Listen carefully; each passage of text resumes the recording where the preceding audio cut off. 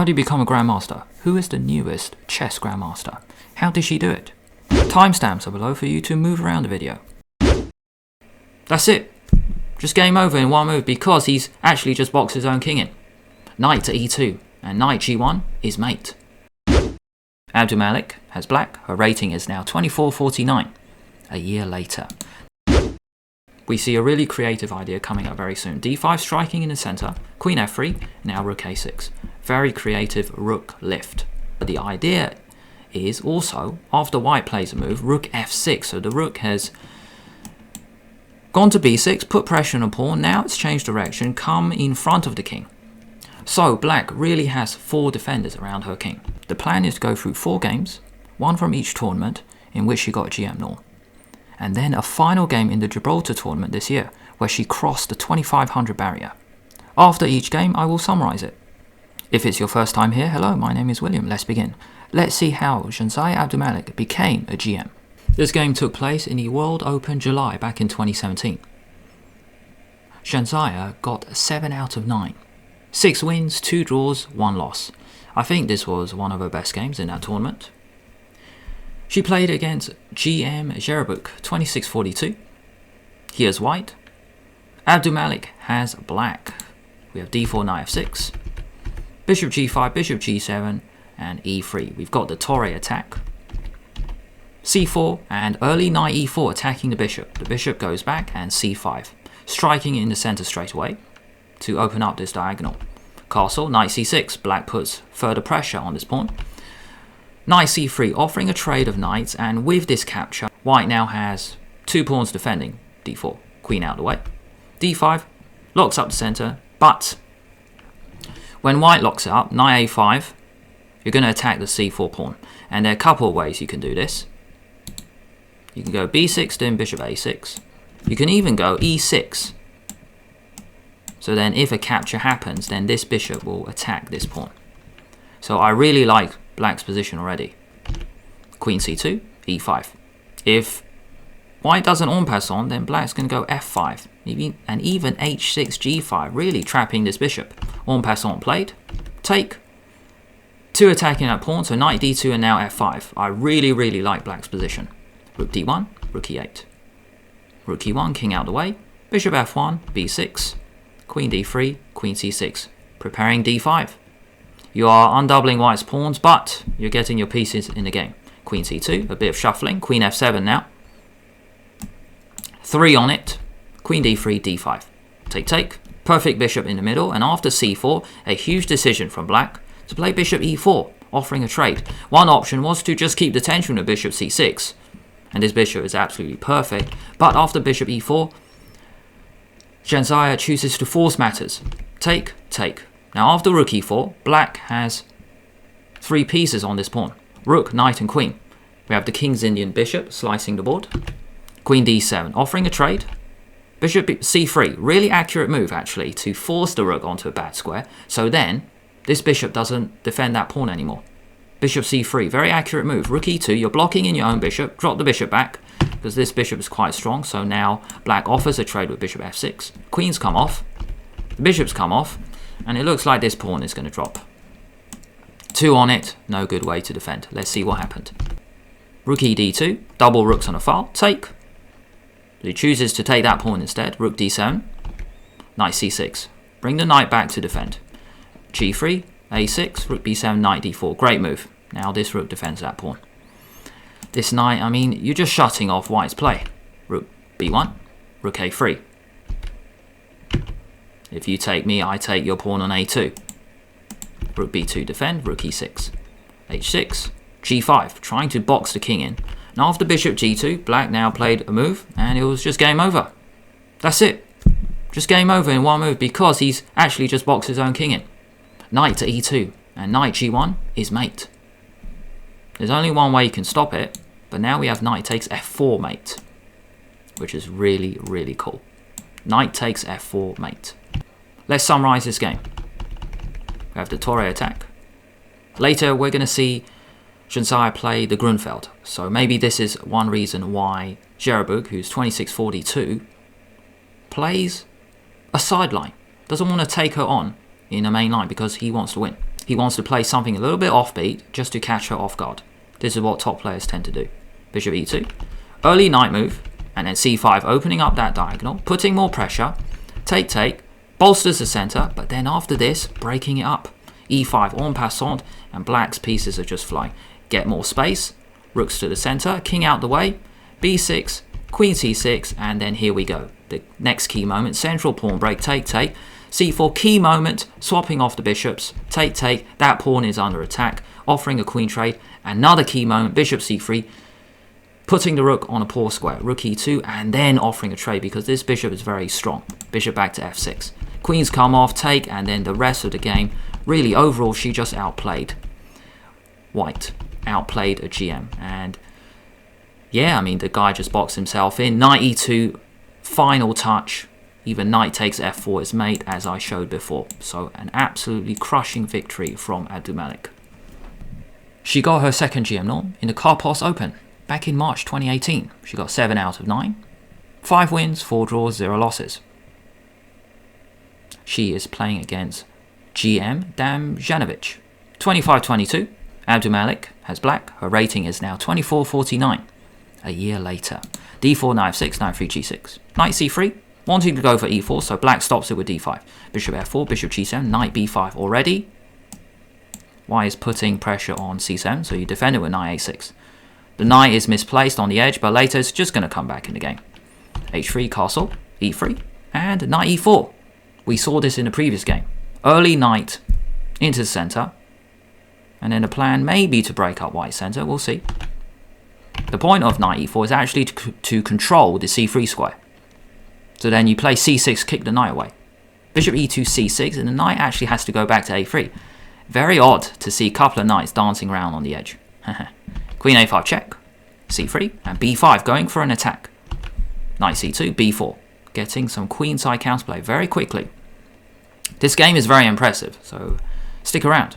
Take, castle, knight back to a6, deliberately coming back. Maybe she didn't want to go for this, because after this, queen is already well placed. That is a big target. Even the knight can come into e5, and then attacking c6. So deliberately not swapping off pieces. Knight e5, queen b6, f3. So a couple of knight retreating moves. But first you got to retreat, then you have the chance to attack later. Rook c1, knight b8. Talk about retreating.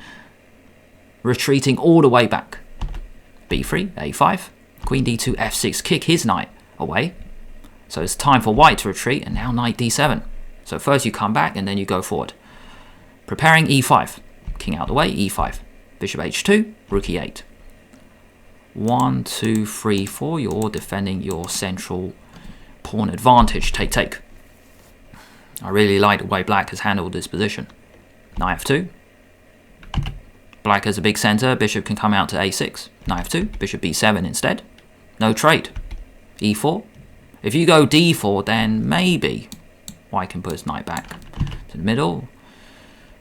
But black chooses to keep it flexible with knight f6. Rook e1, rook d8. I really like black's position. Bishop d3, knight f7.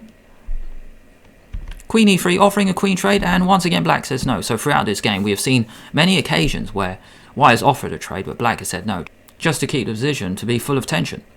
Knight g4, and no trade again. How many times have we seen this in one game? Take. So black has the center, but is this center a weakness or a strength? Well, we're going to see. Knight d4, flashy move, using the pin, but queen out the way now. So now black pins. Knight back to e2, and then now the queen trade happens, and knight d6. Now the knight comes back in, the queens are off the board, and it's time to get these pawns rolling. Knight back to g4, e4, attack the bishop, take, check, take, rook d2. Attacking the a pawn, knight e3, grabbing that pawn. Now if you defend that pawn, or you move it with a4, well, you can go e3. And these pawns, a4 and c4 are just weak. You're going to come and collect them later. Also, you've activated this bishop. So instead, in the game, white chose to give up that pawn. g4, attack the knight. Knight c3, so a couple of attacking moves. Now you attack. Knight b5, another attacking move. Planning to go into d6 because we've got a bishop there. Bishop c6, rook d1.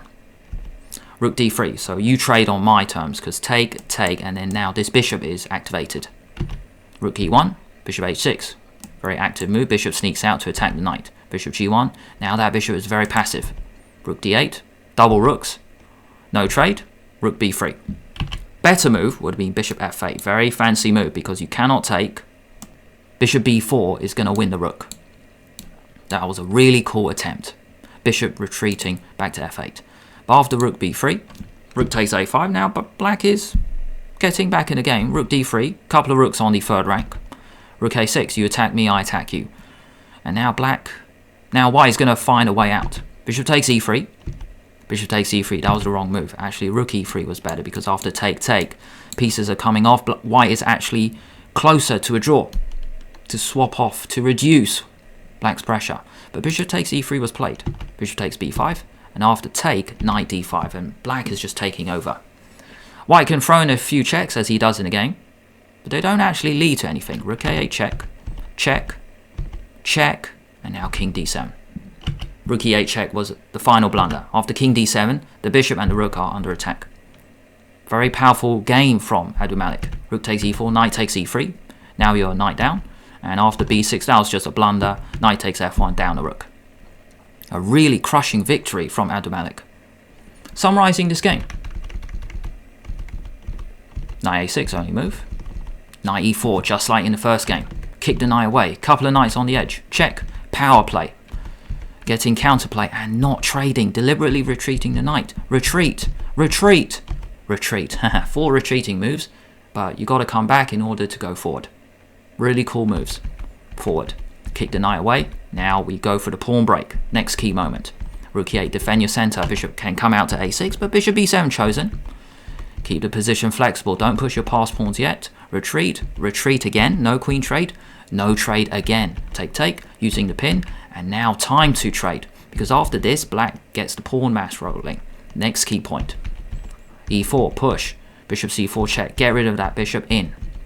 Take the pawn. Attack. Coming in with knight d6.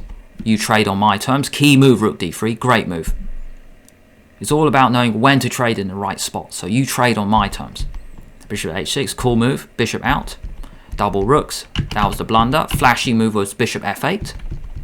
We're on the side, and key moment here, white needs to take with the rook in order to swap pieces off. But that trade happened. Take.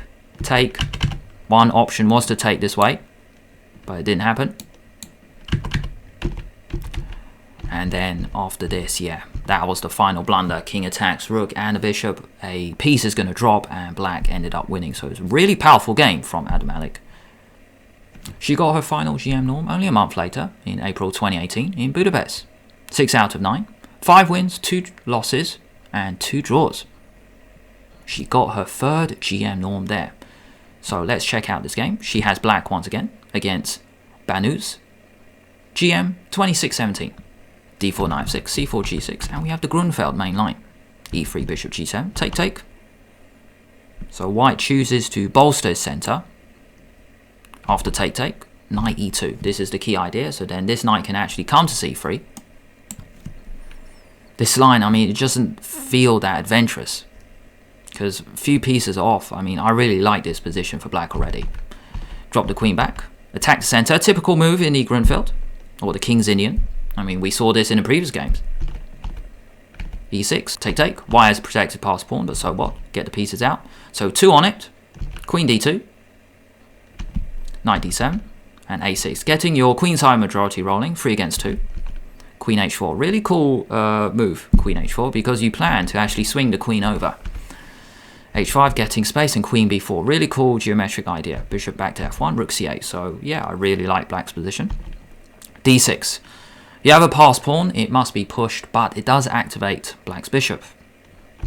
Rook e6, going after that pawn. Bishop e5, blocking the e-file. Bishop e7, holding the position.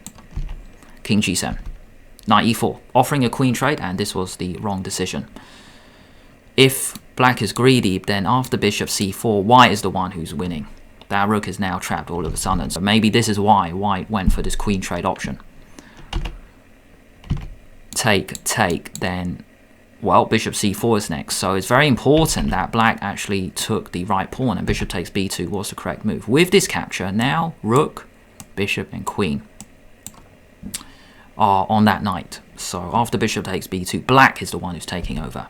A queen trade happens, and after rook b1, you attack me, but queens are off. This knight is under attack. Take, take, take, take, and rook c1. Not even defending this pawn because black has a higher threat. Rook c1, bishop d3 next, planning to win this bishop.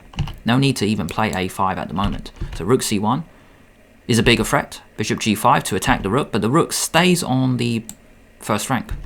Rook d2 to stop black playing bishop d3.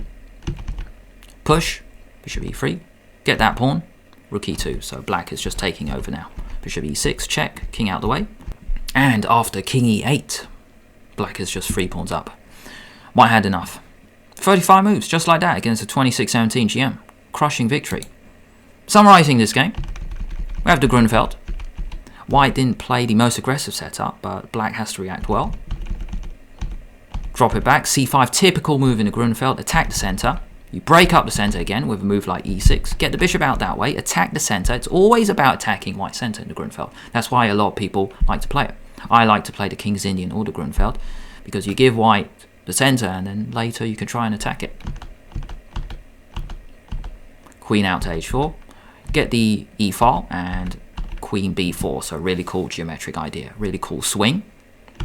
Now white opens up that diagonal, put next key moment, well after d6 the bishop is open, but really the pawn on d6 is a target, so rook e6 was played. Bishop e5 ganging up on that d6 pawn. It is a passed pawn, but it is also a target for black. Bishop e7, king up, knight e4, and this is the key, this is the next key moment. Knight e4 offering a queen trade, but you don't trade yet. You grab that pawn, because after grabbing this pawn, maybe white missed this idea. It turns out black is actually attacking this knight 3 ways. Queens now came off, and the rest was good. Rook c1, very accurate move. No need to defend the pawn. First rank pressure, and the rest was good. Very clean professional job from Abdumalik. The final thing you got to do to become a GM is to cross the 2500 barrier. Zhansaya managed to do that in style. In June 2021, she played in Gibraltar, scoring 8.5 out of 11. I think this was one of her best games during the tournament. Elizabeth Pierce IM has white, 24-56 against Abdumalik. Let's check out this game now. e4, e5, knight 3, knight c6. We have the Spanish and we have the Berlin. Anti-Berlin, no endgame today. Bishop c5, c3, d6. Castle, castle. White just volunteers to retreat the bishop because he's going to do so anyway. Bishop can retreat to b3 to c2. It's going to come back. h6. Bishop e3, offering a trade. And after this capture, when I first saw this, I thought, why would black damage white structure? It gives white an open file to work with. The bishop can come back to b3, but it's not even that bad. a5, getting space on the queen side, stopping white expanding. But coming up is a really cool, really creative idea I have never ever seen in this kind of position. Knight d2, knight e7. This idea I've seen so many times. You just reroute the knight to the king side. Knight can come back to g6, so you've got a couple of knights in front of your king. Knight h4 and still knight g6. Because if you take and take, then rooks compete against each other on the f-file. So that's fine. So knight f5, and at first glance this just looks really nice for white. You got a knight on f5, a rook on f1, the bishop can come back. I would take white here.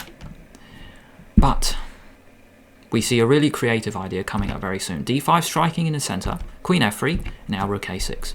Very creative rook lift. Rook d1, rook b6, attacking the b pawn. Now you could put the rook back, you could block with the bishop, you could even push the pawn. White chooses to push.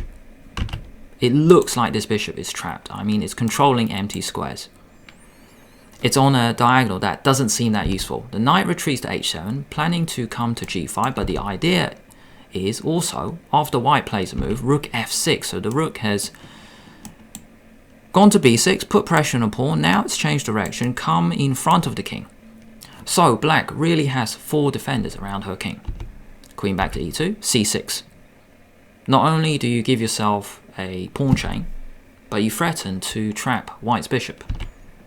b4, giving your bishop space. Take, take, and queen b6. Even though b4 gives you space, it is now a target. With the queen on b6, you're threatening firstly to win the pawn. But with this pin, black is now going to play knight f4. So if you played a move defending it, knight f4 is so dangerous. And that pawn is going to drop.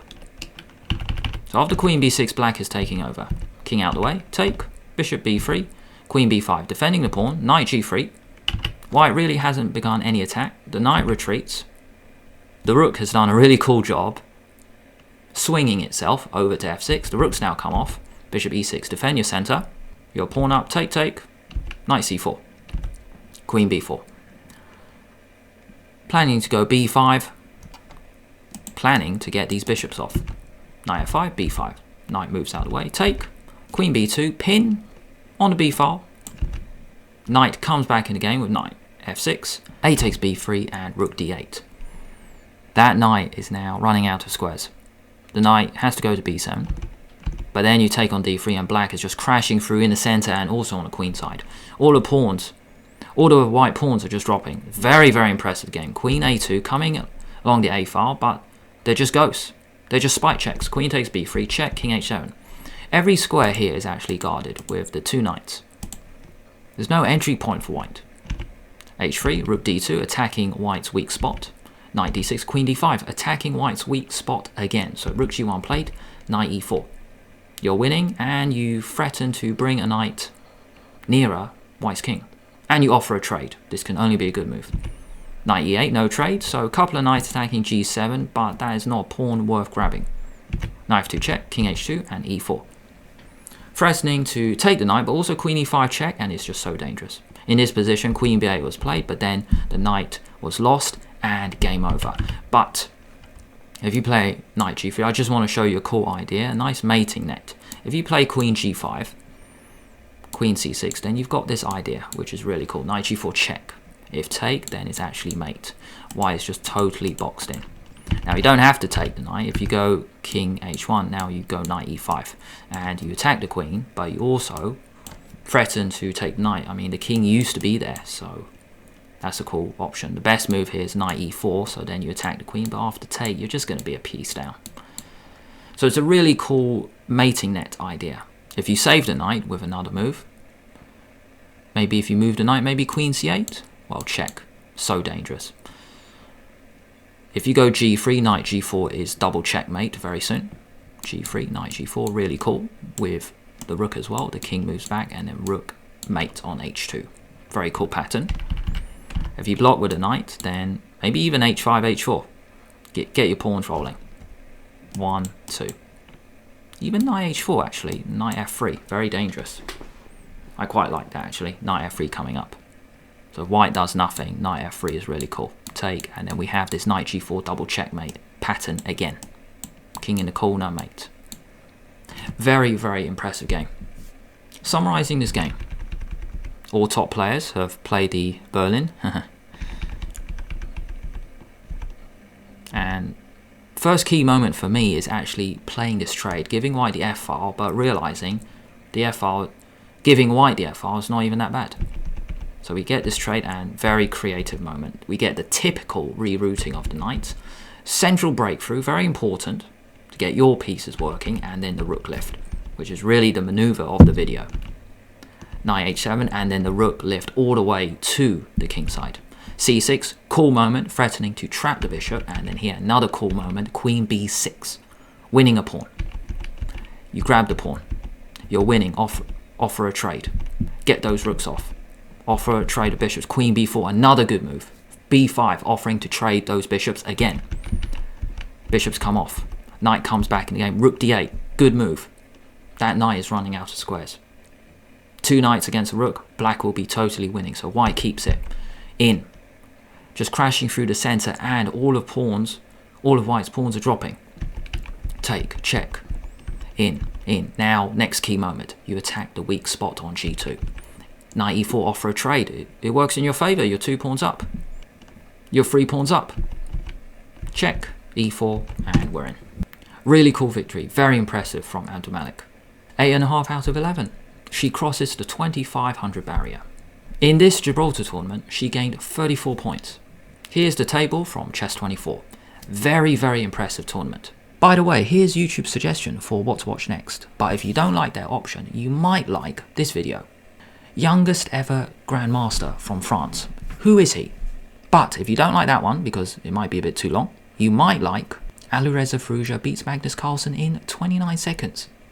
Thanks for watching.